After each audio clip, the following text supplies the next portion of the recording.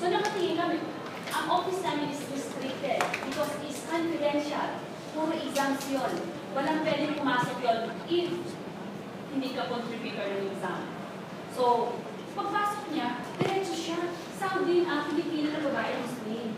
Eh, you know, pag Muslim sila, they have this feeling na bansa din nila yung Riyadh kasi Muslim yun eh. No? Medyo mas ano sila sa amin. Lumapit siya sa akin, nagtatagalog na siya. Sabi niya, bigyan mo naman ako ng exam ng ganyan-ganyan.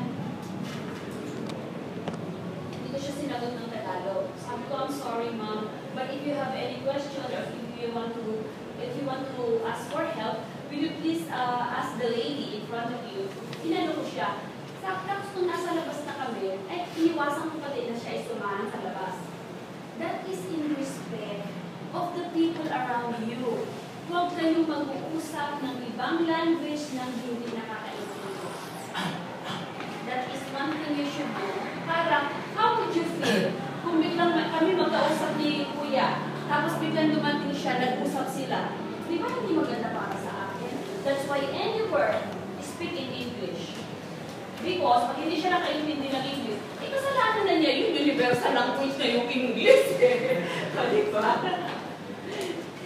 Anyway, thank you very much for this opportunity to share. Sabi ko nga, I am not a seasoned speaker, but I do have experiences that I would like to share, and I would like to inspire you to better yourself, to be grateful of what you have, the education that you have, na kahit mahirap ang bansa natin, the government is trying to provide you with a good and quality education. And for Lourdes, the institution is trying its best to give you a foundation that will equip you for life.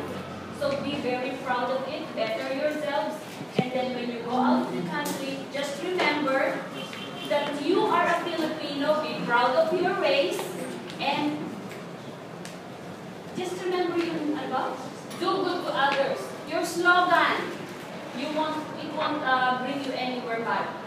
Yun lang ang kailangan pag pumunta kayo sa ibang bansa. Thank you very much for this opportunity. And I did this for my love for each one of you.